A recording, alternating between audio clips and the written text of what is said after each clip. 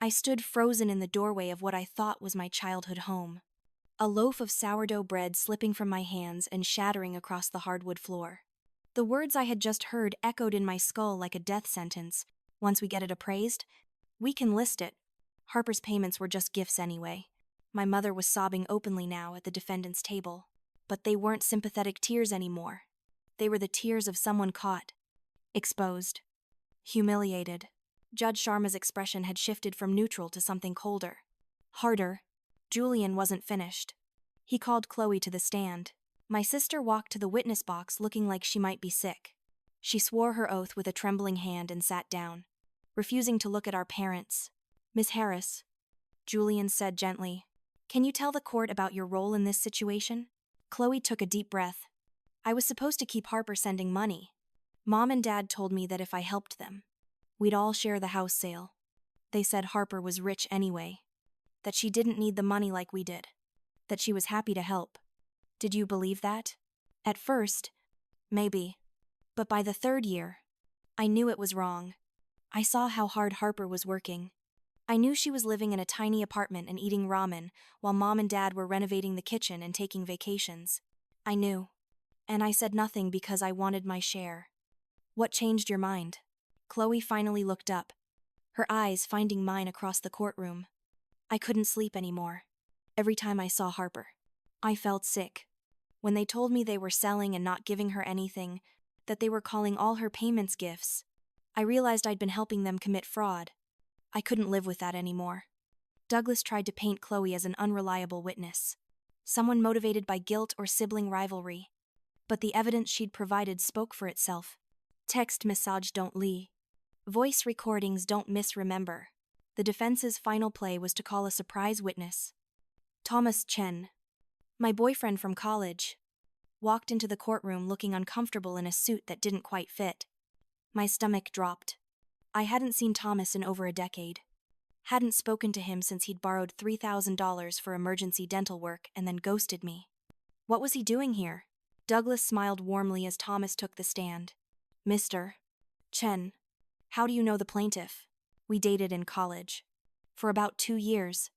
And during that relationship, did Ms. Harris ever lend you money?" "Yes. $3,000. Did she ask for it back?" Thomas shifted uncomfortably. "Not directly. She mentioned it a few times. But she never really pressed me for it." "So would you say Ms. Harris has a pattern of giving money without expecting repayment?" Julian was on his feet. "Objection. Speculation and relevance." Judge Sharma looked interested despite herself. "I'll allow it. But get to your point. Mr. Fenton, Ms. Harris told you that money was a gift, didn't she?" Douglas pressed. Thomas looked at me, then away. "She said I could pay her back when I was able to. She said family and people we love should help each other. So she views money given to people she cares about as gifts, not loans." Nothing further. Julian stood for cross-examination, and I saw the slight smile on his face that meant he'd been expecting this. "Mr. Chen, did you pay Miss Parze Harris back?" "No." "Why not?" "Ooh, I lost touch with her." "You ghosted her. Didn't you blocked her number? Avoided her on campus? Ended all contact?" Thomas flushed. "I guess you could say that. And did Ms. Harris's father contact you recently?" Thomas looked startled. "How did you know that? Please answer the question." "Yeah. Robert Harris called me about 6 weeks ago. Said Harper was suing them, and they needed character witnesses." "Did he offer you anything in exchange for your testimony?" Silence. "Mr. Chen, you're under oath." He said he'd make it worth my while. $2,000 if I testified. The courtroom erupted. Judge Sharma banged her gavel. My mother was shaking her head frantically. My father had gone stone-faced. Julian produced phone records showing multiple calls between Thomas and my father. Bank records showing a payment of $2,000 to Thomas 3 weeks ago. And text messages where Thomas asked if he needed to lie or just spin the truth a little. "Your witness is a paid liar," Julian said to Douglas. "I have nothing further." Judge Sharma adjourned for the day. But I could see in her face that the verdict was already forming. The final day of trial was short. Julian presented closing arguments, highlighting the documentary evidence, the pattern of deception, the attempted witness tampering. Douglas tried to salvage his case by appealing to family loyalty and parental sacrifice, but it rang hollow after everything that had been revealed. Judge Sharma took less than an hour to reach her decision. Having reviewed the evidence, she began, and the courtroom fell silent. This court finds that the plaintiff, Harper Harris, made substantial financial contributions to the property in question over a period of 7 years, totaling $92,417. The evidence overwhelmingly demonstrates that these payments were not gifts, but were made with the explicit understanding that they were contributions toward mortgage payments, property taxes, and necessary repairs. My mother made a small sound, quickly stifled. Furthermore, Judge Sharma continued, her voice taking on an edge of anger. This court finds that the defendants engaged in a systematic pattern of financial exploitation, manipulation, and fraud. They deliberately misrepresented their financial situation, fabricated emergencies, and accepted money under false pretenses. The attempt to sell the property without compensating the plaintiff, combined with the witness tampering revealed during trial, demonstrates a calculated effort to profit from their daughter's trust and generosity. She looked directly at my parents, and her expression was withering. This is one of the most clear-cut cases of financial abuse I have encountered on this bench. You took advantage of your daughter's love for you. You exploited her desire to be a good family member. You turned her generosity into a revenue stream and then attempted to deny her any return on her substantial investment. My father started to speak, but Judge Sharma cut him off with a raised hand. The court awards Harper Harris equitable ownership of 35% of the property based on her proportional contribution and the increased property value her payments helped create. The property will be sold under court supervision within 90 days. And Ms. Harris will receive her percentage of the proceeds. Additionally, the defendants are ordered to pay Ms. Harris's legal fees in full, and are hereby warned that any attempt to interfere with the sale or contact the plaintiff will result in contempt charges. She banged the gavel once, sharply. This court is adjourned.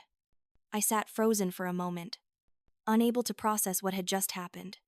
I'd won, not just the case, but vindication. Official recognition that what had been done to me was wrong, that I wasn't greedy or ungrateful, that I had been the victim of something calculated and cruel. Julian squeezed my shoulder. It's over, he said quietly. You did it. Behind me, I could hear my mother sobbing, my father's angry muttering. I didn't turn around. I gathered my things and walked out of that courtroom without looking back. And it felt like walking out of a cage I'd been locked in for years. The house sold 63 days later for $475,000. After the mortgage was paid off and closing costs were handled, there was $280,000 left. 35% of that was $98,000. I'd put in $92,000 over 7 years. I got back $98,000, plus my legal fees. It wasn't profit. It was barely even justice when I factored in the emotional cost, the years of manipulation, the trust that had been shattered. But it was something. It was acknowledgement. It was the court saying, "You mattered. What happened to you was wrong." I used the money to buy a condo in Capitol Hill, a neighborhood in Seattle I'd always loved but thought was out of reach. It was small, just 1 bedroom, but it had big windows that let in the afternoon sun and a little balcony where I could see the Space Needle. It was mine, truly mine, paid for with money I'd earned, and then fought to recover. The day the locksmith came to install new locks, I stood in my empty living room and watched him work. State-of-the-art deadbolts. Smart locks with codes only I knew. A security system connected to my phone. No one was getting into this place without my permission. No one was taking anything from me ever again. Michael helped me move in, along with a few coworkers who'd become genuine friends once the HR investigation cleared my name. We ordered pizza and drank cheap wine sitting on the floor because I hadn't bought furniture yet, and someone made a joke about fresh starts. I laughed, and it felt real. Not performative. I was happy. Actually, genuinely happy. Chloe reached out a week after I moved in. An email with the subject line, "No pressure." Just hoping, I know I don't deserve your forgiveness. She wrote, I know what I did was unforgivable, and I'm not asking you to forget or pretend it didn't happen. I just want you to know that I've moved out of Mom and Dad's house. I'm in therapy. I'm trying to understand how I let things get so twisted. How I prioritized money over my own sister. I don't expect a relationship with you, but if you ever want to talk, I'm here. I'll always be here. I love you. Harper. I'm sorry I forgot how to show it. I didn't respond immediately. I saved the email in a folder and went about building my new life. I got promoted at work. Finally, to the management position I'd been working toward for years. I started dating someone I met at a friend's party. A teacher named Rachel who made me laugh and never once asked to borrow money. I took a vacation to Portugal. My first real vacation in 8 years. And didn't feel guilty about a single euro I spent. 6 months after the trial, I responded to Chloe's email. I'm not ready for a relationship yet. I wrote, but I'm willing to try coffee. Once. We'll see where it goes from there. We met at a cafe near the university. Chloe looked healthier than she had at the trial. Less haunted. We talked for 2 hours. Mostly about her therapy. About the things she was learning about codependency and family dysfunction. She didn't make excuses. Didn't try to explain away what she'd done. She just owned it. Apologized again. And told me she understood if I never wanted to see her again. I don't know if we can be sisters again, I said as we stood to leave. The trust is gone. But maybe we can be friendly acquaintances who share a complicated history. Maybe that's enough for now. That's more than I deserve. Chloe said. Thank you. We started meeting every few months after that. Short coffees. Never at holidays or birthdays. Never with any expectation beyond an hour of careful conversation. It wasn't sisterhood, but it was something, a door left open instead of slammed shut. Maybe someday there would be more. Or maybe this cautious distance would be the permanent state of things. I was okay with either outcome. My parents. I cut off completely. They attempted to reach out a few times in those first months. My mother sent a letter to my work address since she didn't know where I lived. A 5-page handwritten plea for forgiveness that blamed her actions on stress and implied I was vindictive for taking them to court. My father left a voicemail on my work phone. His voice gruff and uncomfortable, saying we should let bygones be bygones and remember we're family. I blocked their numbers. I returned the letter unopened. I instructed my building's front desk that neither Eleanor nor Robert Harris were allowed up to my unit under any circumstances. I built a wall, not out of anger anymore, but out of self-preservation. They'd taught me they couldn't be trusted. I believed them. A year after buying my condo, I did something I'd been thinking about for months. I met with Julian. Not as a lawyer this time, but as an advisor for a project I wanted to start. I want to create a fund. I told him, for people going through what I went through, financial abuse victims who need legal help but can't afford it. A lot of people in my situation don't have $90,000 worth of documentation. They don't have the money for lawyers. They just keep getting exploited because they don't know they have options. Julian listened, asked questions, connected me with a nonprofit attorney who helped me set up the structure. I seeded it with $20,000 from my settlement, money I would have spent on therapy anyway. I figured, helping others felt therapeutic in its own way. The Harper Harris Fund for Financial Justice launched quietly 6 months later. We funded 3 cases the first year, helping 2 adult children and 1 elderly parent recover money that had been stolen by family members. Watching them win their cases, seeing the relief and validation on their faces, felt better than any amount of money could have felt going into my own pocket. I started speaking about my experience too, carefully and anonymously at first. In online forums and support groups, eventually, I agreed to be interviewed for a podcast about family estrangement. Using my real name for the first time, the episode got hundreds of thousands of downloads, and my inbox filled with messages from people who'd experienced similar abuse, who'd felt alone and crazy and grateful to hear someone say out loud that families can be toxic, that blood doesn't excuse cruelty, that protecting yourself isn't selfishness. You saved my life. One woman wrote, I've been sending my parents money for 6 years and feeling guilty for wanting to stop. Your story gave me permission to say no. That's when I knew the lawsuit had been worth it. Not for the money, though getting my investment back mattered. Not for the vindication. Though having a judge confirm I'd been wronged mattered too, but because my willingness to fight, to risk everything and stand up in court and say this was wrong, gave other people permission to do the same. Rachel and I got serious. She met Michael, who gave her his stamp of approval after a thorough best friend vetting that included bad karaoke and worse bowling. She made me laugh in ways I'd forgotten I could laugh. And she never once made me feel guilty for the boundaries I'd set with my family. When I told her the whole story, she just held my hand and said, "I'm proud of you for choosing yourself." On the 2-year anniversary of the day, I'd walked into my parents' house and heard the truth. I stood on my balcony with a glass of wine and looked out at Seattle's skyline. The Space Needle was lit up in pride colors, the city humming with evening energy. My home was behind me, warm and safe and entirely mine. My life was ahead of me, open with possibilities. I'd once thought I'd have to sacrifice for family obligation. I wasn't angry anymore. Anger had been necessary, had fueled the fight when I needed fuel, but it had burned itself out over time, leaving something clearer behind.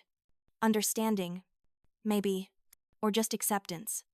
My parents were who they were, had done what they'd done. I couldn't change them or the past. I could only choose what came next, and I chose freedom. I chose self-respect. I chose to never again measure my worth by how much I could sacrifice for people who saw me as a resource instead of a person.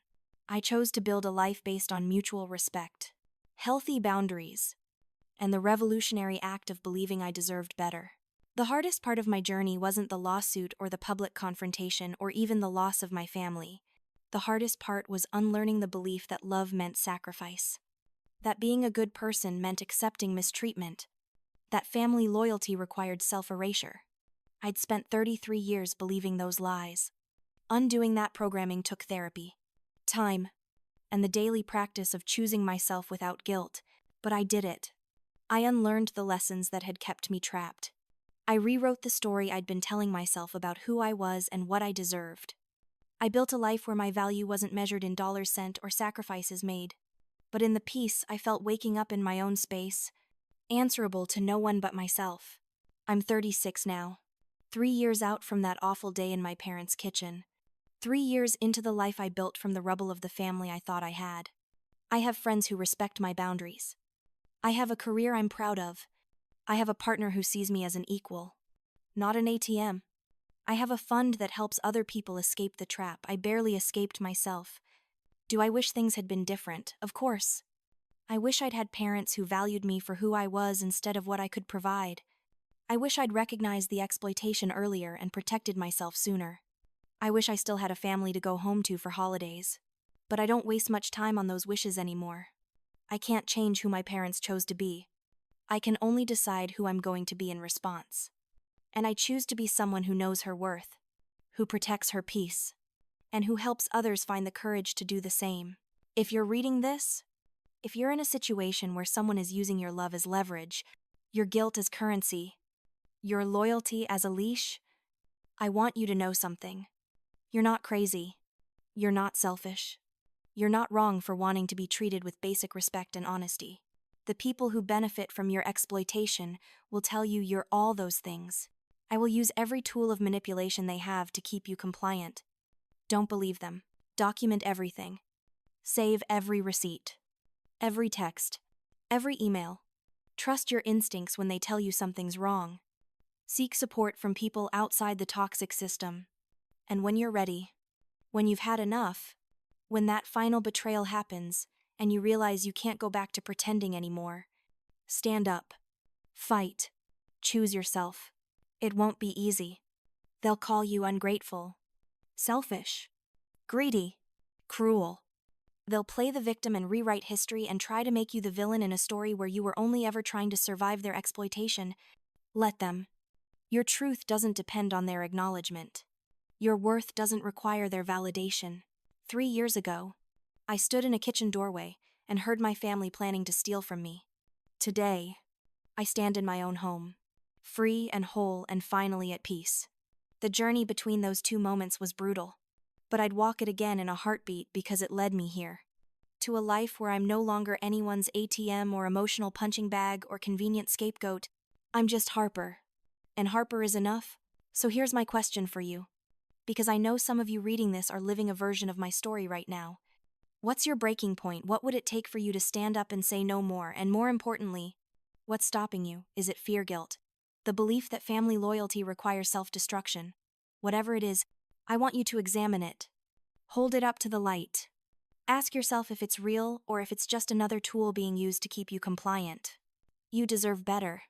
You deserve respect. You deserve a life where your love isn't weaponized against you. I hope my story helps you believe that, even just a little bit. And if you found strength or hope or recognition in this story, do me a favor. Hit that like button so others who need to hear this can find it. Subscribe so you don't miss stories about people who chose themselves and survived. And drop a comment below telling me about your breaking point, your moment of clarity, your journey from exploitation to freedom. Your story matters. Someone out there needs to hear it. Thank you for listening to mine. Voice, casual and cold, as if discussing the weather. My father's laugh that followed felt like a knife twisting in my chest. She never kept receipts. And then Chloe, my baby sister, the one I'd protected and defended my entire life, whispered nervously. But what if she finds out? $92,000. 7 years of payments, every cent documented, labeled, and sent with love. All of it a lie. If you've ever been betrayed by the people you trusted most, if you've ever wondered whether standing up for yourself is worth the cost, stay with me. This story gets worse before it gets better. But I promise you, it's worth hearing. And if this resonates with you, please hit that like button. Subscribe to hear more stories like this. And drop a comment below telling me about a time you had to choose yourself over family expectations. Your story might help someone else find their courage. But let me take you back to where this all really began. 7 years before that devastating moment in the doorway, I was 26 when my parents first asked for help. I remember the exact date, September 14th, because it was my birthday. And instead of celebrating, I was sitting across from my mother at a Starbucks near my apartment in Seattle, watching her dab at tears with a crumpled tissue. My father had lost his job at the manufacturing plant. She told me. They were 3 months behind on the mortgage. The bank was sending threatening letters. They might lose the house. The house where I'd grown up. Where every Christmas morning had unfolded. Where my height marks still lined the kitchen doorframe. We just need help getting caught up, my mother said. Her voice breaking in that way that had always made me feel like the worst daughter in the world if I didn't immediately fix whatever was wrong. Just until your father finds something new, we'd never ask if we weren't desperate. I was a junior financial analyst at a mid-sized firm, making decent money but hardly wealthy. I lived in a studio apartment with furniture from IKEA and ate ramen more often than I'd admit. But they were my parents. The house was my history. How could I say no? I wrote the first check for $4,000 that afternoon. My mother hugged me so tightly I could barely breathe. And my father, who had driven up separately, shook my hand with what looked like genuine gratitude in his eyes. We'll pay you back, he promised. Every cent, plus interest. You're saving our lives, Harper. The second check came 2 months later. Then another. My father's job search was going poorly, my mother explained. The market was tough. He was overqualified for some positions, underqualified for others. Meanwhile, Chloe was starting her sophomore year at University of Washington. And there were expenses. Could I help with her books, her meal plan just this once? I helped. Of course I helped. By the end of the first year, I'd sent nearly $15,000. I'd started keeping meticulous records, not because I didn't trust them, but because that's what I did professionally. Every check, every bank transfer, every Venmo payment went into a spreadsheet with dates, amounts, and descriptions. Mortgage payment, property tax, roof repair, new water heater. Each entry was a promise that I was being a good daughter, that I was doing the right thing. My parents never talked about paying me back anymore. When I brought it up once, carefully, during Thanksgiving dinner in year 2, my father's face had darkened. Is that really what this is about? He'd asked. Keeping score. We raised you, Harper. We gave you everything. Now when we need help, you're worried about getting your money back. The shame that washed over me in that moment was visceral. My mother had looked away, her lips pressed into a thin line of disappointment. Chloe had excused herself from the table. I'd apologized, stammered something about just wanting to make sure we were all on the same page, and let the subject drop. I didn't bring it up again. Instead, I worked harder. I took on extra projects at work, angling for promotions and raises. I skipped vacations. I dated rarely. And when I did, I never let anyone close enough to see the spreadsheets that now tracked over $40,000 in payments. I told myself I was investing in family, in legacy, in love. The house would be there someday for all of us. Wouldn't it? My parents had started saying things like, when you inherit this place and your share of the equity, it felt like a partnership. Like I was building something. Michael, my best friend from college, was the only person who knew the full extent of what I was doing. He worked in tech and had his own complicated family dynamics, so he understood the pull of obligation, the weight of guilt. But even Michael would sometimes look at me with concern when I'd cancel plans because I needed to pick up a weekend shift, or when I'd order water instead of wine because I'd just sent another payment home. Harper, he'd said one night after I'd told him I couldn't go on a group trip to Vancouver because I needed to cover my parents' homeowner's insurance premium. Are they actually paying down the mortgage? Have you checked? I'd laughed it off. Of course they are. I see the statements when I visit. But I hadn't really looked closely. Had I'd seen papers on the counter. Official-looking documents from the bank. I'd assumed everything was being handled properly. Why wouldn't it be?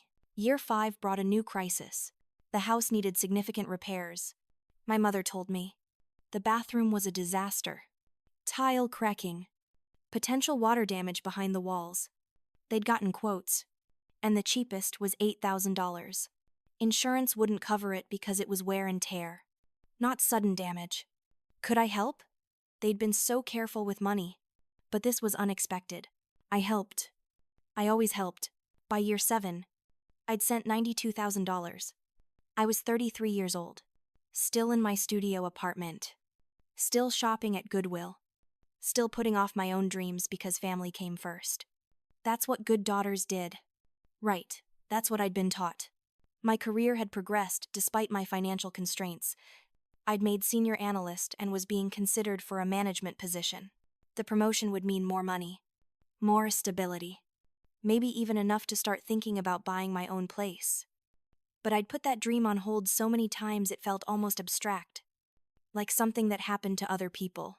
Chloe had graduated and gotten a job at a marketing firm in Spokane, which was where my parents lived. She'd moved back home temporarily, she said, to save money. I was happy for her. Proud even. Though we'd grown distant over the years. She was busy. I was busy. And when we did talk, there was always an awkwardness I couldn't quite name. The meeting in Spokane that got canceled was supposed to be about a potential client acquisition. I'd driven down from Seattle that morning, a 3-hour trip, only to get a call, an hour before the meeting, that the client had a family emergency and needed to reschedule. I was already there, and I hadn't been home to visit in 6 months. Work had been consuming. All-consuming, really. And I'd been telling myself I'd make time soon. I stopped at the bakery on Division Street, the one that made my mother's favorite sourdough with rosemary and sea salt.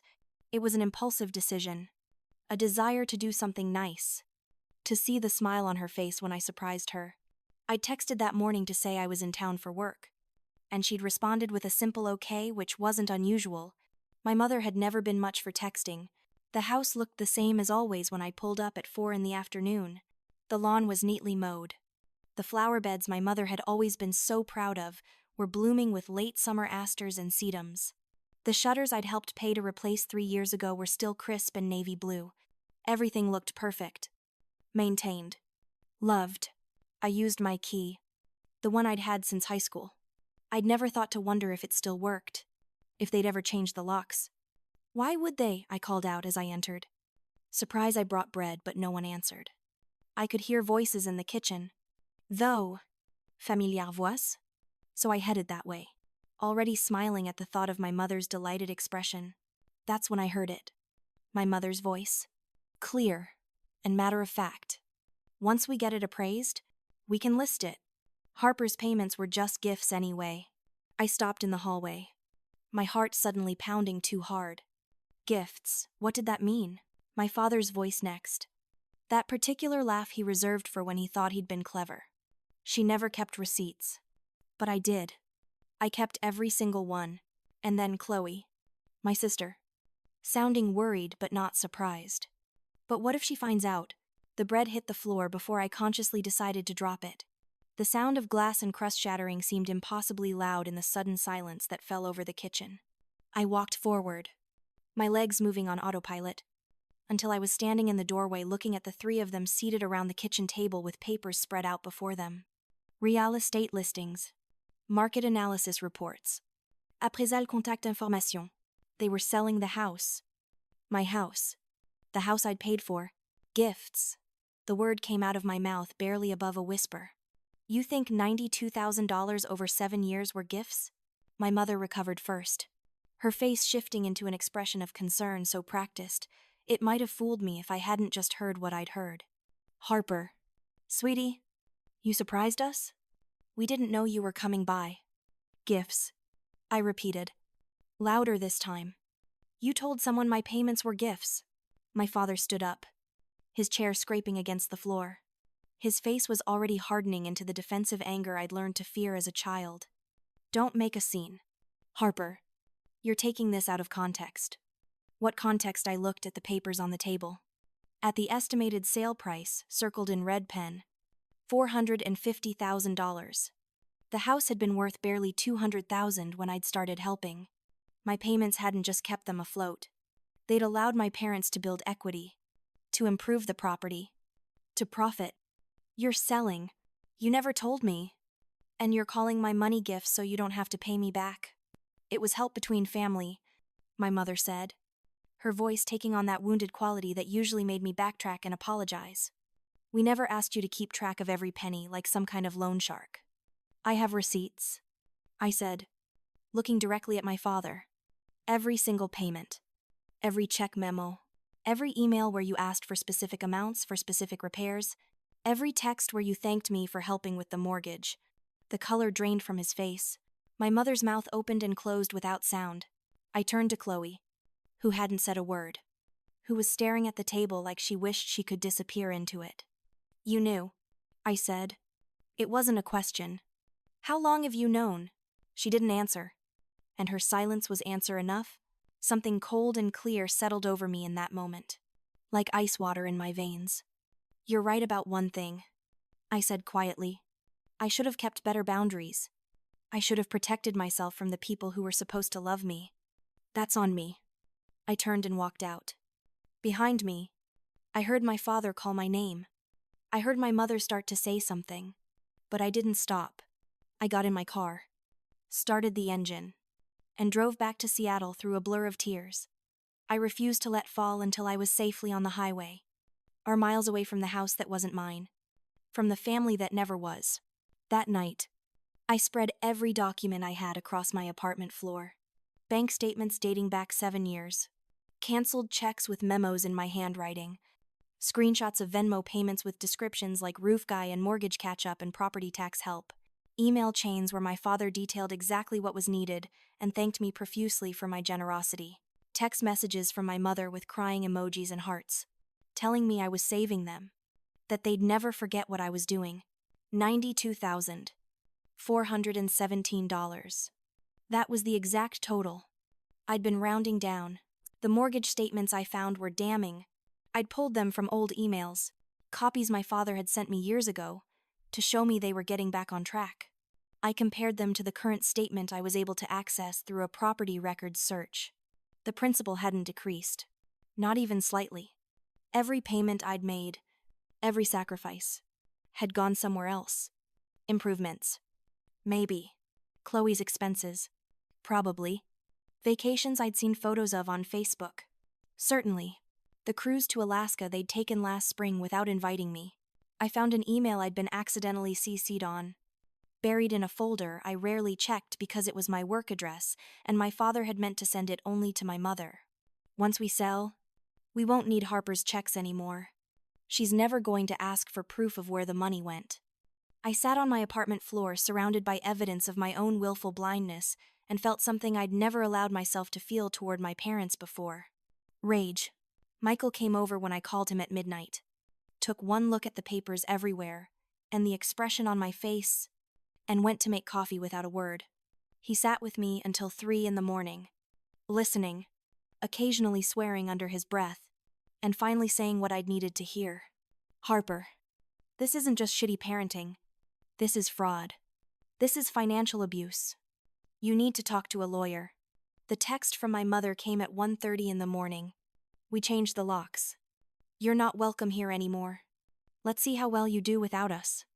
I read it 3 times, waiting to feel hurt, waiting to feel the crushing guilt that usually came when my parents were angry with me. Instead, I felt relief. They'd made the choice for me.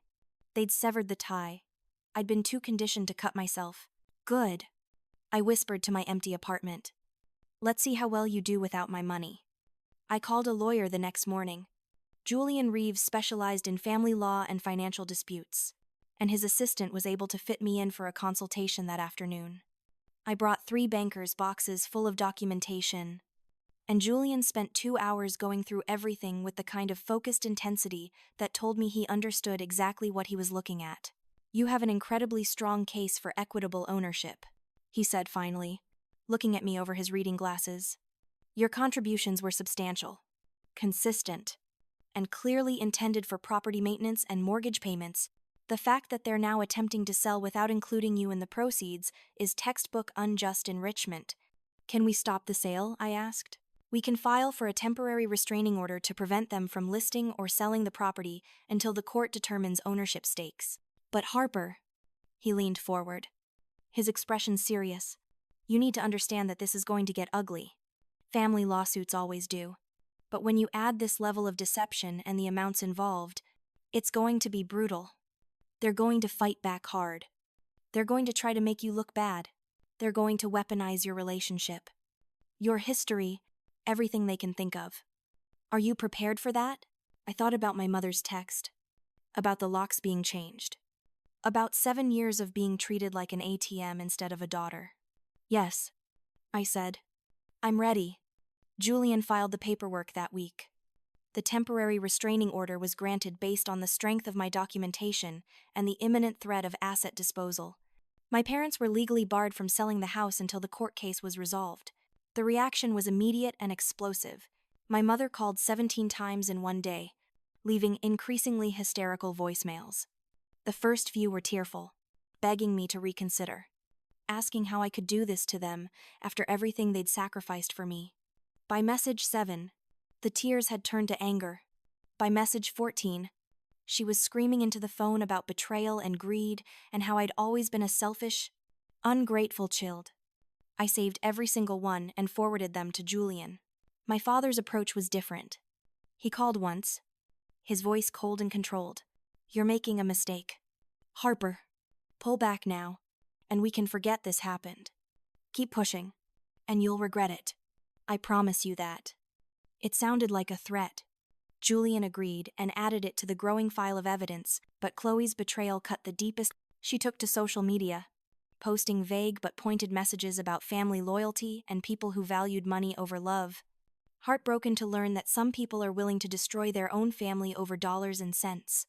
Read one post that got 47 likes and comments full of sympathy.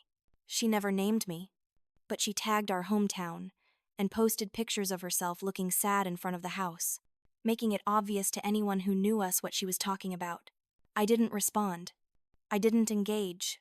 I took screenshots of everything and sent them to Julian, who added them to our evidence of harassment and attempted reputation damage. Michael was furious on my behalf. She's the one who was in on it from the start, he said, scrolling through Chloe's Instagram with disgust. She knew they were planning to sell without giving you anything. She was probably counting on her cut. The thought hadn't occurred to me, but of course it made sense. Chloe was 25 now, living at home, rent-free, working a decent job. She was saving money, probably a lot of it, with no housing costs. When the house sold, she'd expected a windfall. My lawsuit threatened that the grocery store incident happened 3 weeks after the restraining order was served. I'd been careful about where I went.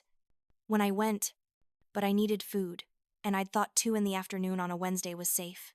I was wrong. I was in the produce section, selecting apples, when I heard my mother's voice ring out across the store. There she is, the daughter who's trying to steal her parents' home. I turned to see her marching toward me. My father close behind. Other shoppers were stopping, staring. My mother's face was red, her eyes wild with what looked like genuine distress, but which I now recognized as performance. "Mom, don't do this," I said quietly, setting down the apple. "Don't do this," her voice rose even higher. "You're the one dragging your own parents through court, over money we spent raising you, feeding you, giving you a home. You asked me for $92,000 to save the house," I said, keeping my voice level even as I felt every eye in the store on us. "I gave it to you. Now you're selling that house and keeping all the money. That's theft." "It was a gift," my father stepped forward, his bulk somehow more menacing in the fluorescent supermarket lighting. "You gave it freely. Now you want it back like some kind of loan shark because we won't dance to your tune anymore." My mother swayed suddenly, her hand going to her forehead. "I can't breathe," she gasped. "The stress. What she's doing to us. I can't take it."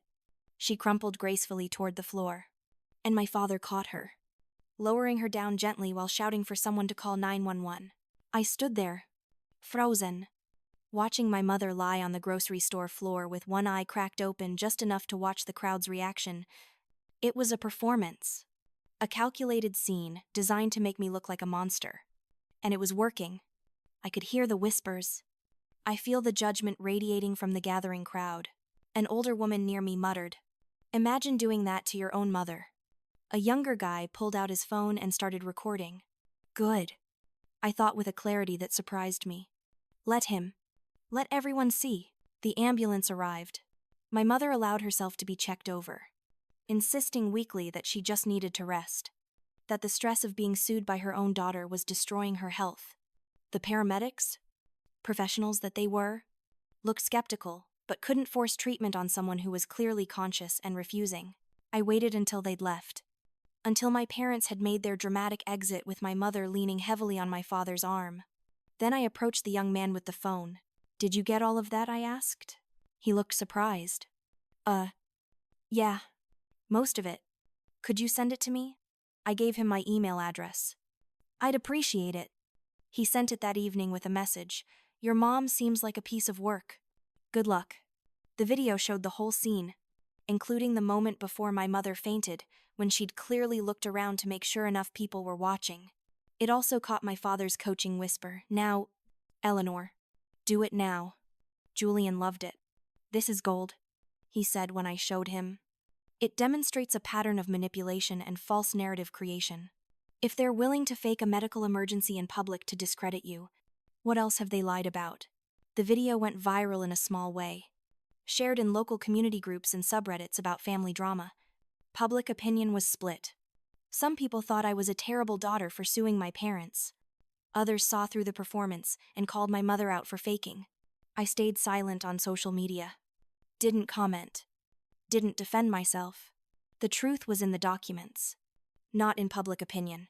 But my parents weren't done. I came home from work one Friday to find my building's parking garage had been vandalized. Someone had keyed my car from end to end. Deep gouges that went through to the metal. Greedy was scratched across the driver's side door.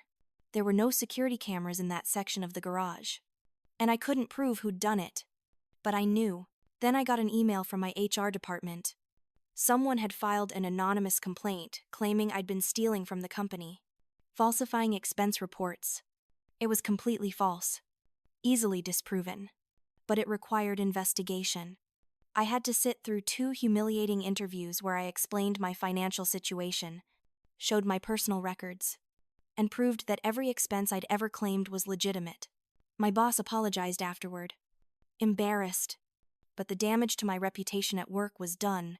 People looked at me differently, whispered when I walked by. Through it all, Julian kept building our case. He deposed my parents, sitting across from them in his conference room, while a court reporter documented their increasingly inconsistent story. My mother claimed I'd offered the money freely, as gifts, because I wanted to help family. When Julian produced emails where she'd specifically asked for mortgage payment amounts, she claimed she'd never seen them before. When he showed her the sent folder from her own email account, she said, "I must have fabricated them." My father was more aggressive, insisting that any money I'd given was simply my contribution to the household I'd grown up in, paying back the cost of raising me.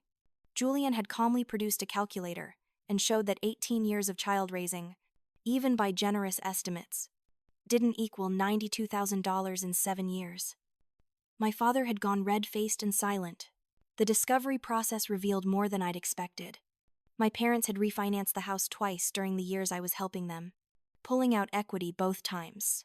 The money had gone toward a new truck for my father, a kitchen renovation, and what the bank documents obliquely referred to as personal use. They'd been using my payments to service the increased debt while living beyond their means. Worse, I discovered that the house had never actually been in danger of foreclosure when they'd first asked me for help. They'd been 2 months behind, not 3, and the bank had already approved a modification plan. They'd lied about the urgency to manipulate me into giving them money. The bathroom renovation I'd paid $8,000 for. The receipts my parents finally produced under court order showed they'd actually paid $4,000. The other $4,000 had vanished into their accounts. I sat in Julian's office reading through the discovery documents and felt something crack open inside me. It wasn't just the money. It was the systematic, calculated nature of the lies. Every request had been carefully crafted to extract maximum money with minimum resistance. They'd known exactly what buttons to push, what fears to exploit, what dreams to leverage. They studied me, I said to Julian, my voice hollow. They figured out how to manipulate me, and then they did it for 7 years. Yes, he said simply. They did. The mediation was Julian's idea. Before going to trial, the court required us to attempt resolution through a neutral third party. I didn't want to sit in a room with my parents. Didn't want to hear their voices or see their faces. But Julian insisted it was necessary procedure. We met in a bland conference room at the courthouse on a gray November morning. The mediator was a woman in her 60s named Patricia Chen, who had the look of someone who'd seen every family drama imaginable and been impressed by none of them. My parents arrived with their lawyer, a man named Douglas Fenton, who specialized in estate disputes and had a reputation for aggressive tactics. He'd clearly coached them on appearance. My mother wore a simple dress and minimal makeup, looking vulnerable and sad. My father had on a cardigan over his shirt, softening his usual intimidating presence. "We want to start by saying we love Harper," my mother began, her voice trembling. "We never meant for things to get to this point. Then agree to pay her back," Julian said flatly. "With interest. She has documentation for every dollar." Douglas leaned forward. "My clients dispute that these were loans. They maintain these were gifts, freely given within a family context." "Your clients are lying," Julian said, not bothering with professional courtesy. "We have emails, texts, and bank memos that clearly indicate these were payments for specific purposes, all related to property maintenance and mortgage obligations. This wasn't birthday money. This wasn't Christmas gifts. This was $92,000 over 7 years with explicit documentation." Patricia held up a hand. "Let's focus on resolution. Harper, what outcome would satisfy you?" "I want what I'm owed," I said, speaking directly for the first time. 35% equity in the house, based on my proportional contribution, or the cash equivalent when it sells. My mother gasped like I'd asked for her kidney. 35%. That's over $150,000 at current value. That's what I put in. Adjusted for the increased property value, my money helped create, I said. "That's what I'm legally entitled to." My father's mask slipped. "You entitled little bitch. We raised you. We fed you. You owe us. Not the other way around." Patricia's eyebrow rose. "Mr. Harris, I'm going to need you to control your language, or we'll end this session." "You know what?" My father stood up, his chair scraping back. "We're done here. We'll see her in court. Let a jury hear about what an ungrateful, money-grubbing daughter she is." "Jury love documentation," Julian said mildly. "And we have boxes of it." The mediation ended after 20 minutes. one of the shortest Patricia said she'd ever conducted. As we left, I walked past my parents in the hallway. My mother reached out to grab my arm, and I stepped back smoothly, letting her hand close on empty air. "Harper, please," she whispered. "We can work this out. Drop the lawsuit and we'll give you something. Not 35%, but something. 20,000. Maybe 25. You owe me over 90,000. I said, plus 7 years of having my trust violated. Plus the cost of changing every lock in my life. Plus therapy to unpack why I let you treat me like this. 25,000 doesn't even start to cover it." Chloe appeared then, coming from somewhere deeper in the courthouse. She looked terrible. I realized, thinner than I remembered. Dark circles under her eyes. A kind of haunted quality that hadn't been there before. "Can I talk to you?" she asked. "Alone." Julian looked at me questioningly. I nodded. 5 minutes. We walked outside to the courthouse steps. It was raining. The kind of persistent Seattle drizzle that seeps into everything. Chloe hugged herself against the cold. "I'm sorry," she said without preamble. "I'm so sorry. Harper. I knew. I've known for years. They told me we'd all split the house sale 3 ways if I kept quiet about how much you were paying. You chose money over me," I said. There was no anger in my voice. Just exhaustion. I was 20 when it started. Chloe said, "They convinced me it was normal. That you were happy to help. That it wasn't a big deal." By the time I realized how wrong it was, I felt like I was in too deep. "How could I tell you without admitting I'd been lying too? You could have told me any time," I said. "You could have warned me before they tried to sell." "I know." Tears were running down her face, mixing with rain. "I know. And I hate myself for it. But Harper, I'm telling you now, I can help. I have proof. I have texts from Mom and Dad talking about the sale. About how they were planning to handle you. About what they were going to say to the lawyer. I screenshotted everything just in case." She held out a USB drive, small and silver in her shaking hand. "It's all here. Every conversation I was part of, every time they coached me on what to say to you, every discussion about the house sale. I know it doesn't make up for anything, but maybe it helps your case." I looked at the USB drive, at my sister's tear-stained face, at the 7 years of betrayal made solid in a tiny piece of plastic and metal. Part of me wanted to refuse it, to tell her it was too little too late. But the part of me that was fighting for justice, for recognition, for the truth to matter, knew this could be the evidence that sealed my case. I took it. "Thank you," I said. "This doesn't mean I forgive you. Not yet. Maybe not ever. But thank you for finally doing the right thing." "I understand," Chloe whispered. "For what it's worth, I really am sorry." I walked away from her, back to where Julian was waiting in the lobby. I didn't look back. Julian plugged the USB drive into his laptop that afternoon, and we spent hours going through its contents. Text threads between Chloe and our parents discussing the sale, voice memos of conversations where my father said I was too stupid to realize we were using her, photos of documents showing the actual costs of repairs versus what they'd told me, a particularly damning video Chloe had taken where my mother, drunk at Thanksgiving last year, had laughed about how easy it was to get me to pay for things. "This changes everything," Julian said. "With this, we don't just have a strong case, we have an absolute slam dunk." The trial began on a cold Monday in January. The courtroom was smaller than I'd imagined, more mundane. Just another office building room with a judge's bench and some uncomfortable wooden seats. Judge Anya Sharma presided, a woman in her 50s with sharp eyes and a reputation for thorough analysis. My parents sat at the defendant's table looking somehow smaller than I remembered, older and more fragile. It was another performance. I knew now. But convincing. My mother wore pearls and kept a tissue clutched in one hand. My father's face was set in lines of stoic suffering. Julian presented our case with brutal efficiency. Every check was entered into evidence. Every email was read aloud. Every text message was displayed on a screen for the judge to see. The paper trail was overwhelming. Undeniable.